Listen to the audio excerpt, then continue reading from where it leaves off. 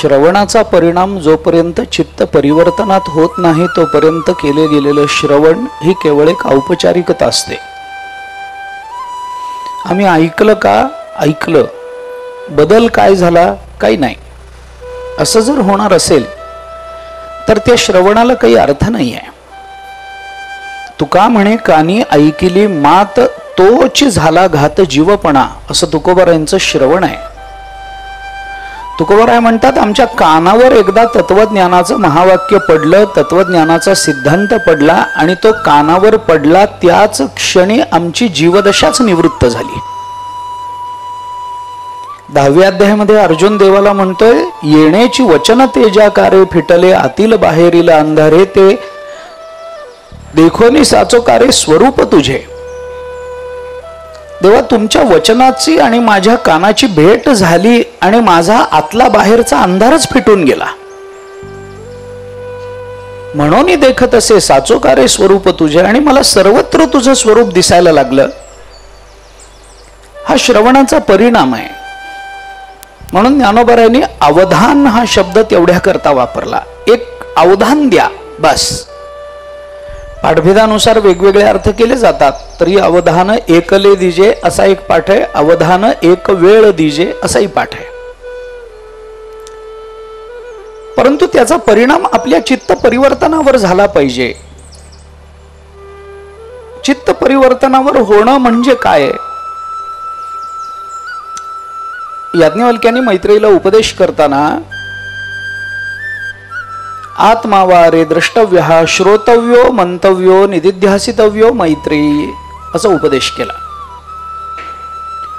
आत्मावारे द्रष्टव्य, पण त्याच्याकरता श्रोतव्यो मंतव्यो निदिध्यासितव्यो हे तिन्ही सांगितलं. त्याच्याकरता श्रवण मनन निदिध्यासन झालं पाहिजे. श्रोतव्यो, तव्य प्रत्यय संस्कृतामध्ये 2 अर्थांनी वापरला जातो.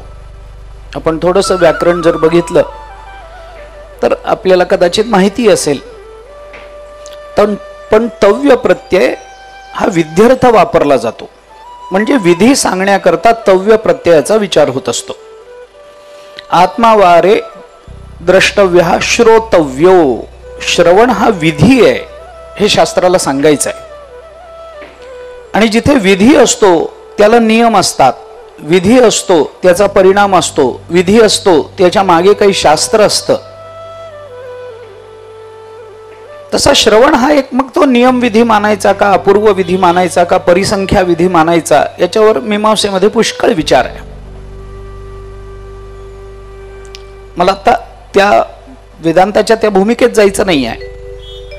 परंतु श्रवण हा विधी आहे. श्रवणाने आपल्याला अपूर्व काहीतरी कळत जातं. शास्त्रांनी सांगितलं श्रवणानेच ज्ञान होतं, तर श्रवण हा नियमविधी झाला. ऐकण्यानेच कळतं. तत्वमसी महावाक्याचा बोध गुरुमुखातून आपल्या कानामध्ये जावा आणि आपल्याकडून त्याचं श्रवण व्हावं, तरच अविद्येची निवृत्ती वेदांत बोलतो. महावाक्याचेनी नावे गुरुकृपेचेनी थावे, माथा हात ठेविला नोहे थापटीला जैसा, हे ज्ञानोबराय बोलून दाखवतात. काल आपण बोललोय त्या संबंधात.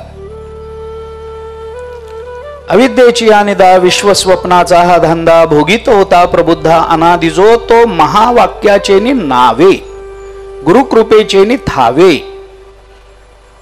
महावाक्य कानावर पडावं लागतं आणि श्रवणाशिवाय दुसरा कोणताही मार्ग परमतत्वाच्या स्वरूप ज्ञानाकरता नाही. याच्याकरता वेदांत आपल्याला वारंवार उपदेश करतो. ऐका ऐका ऐका ऐका ऐका ऐका भाविकजन. ज्ञानोबराय म्हणतात ऐका, अवधान द्या, अवधान द्या.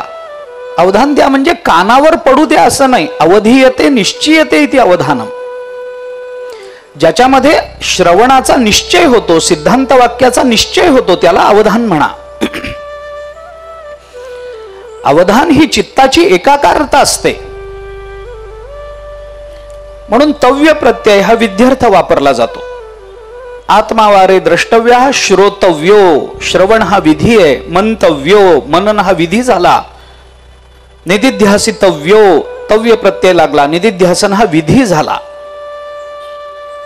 आणि तव्य प्रत्यय जसा विध्यर्थ वापरला जातो तसा तव्य प्रत्यय योग्यता या अर्थाने वापरला जातो.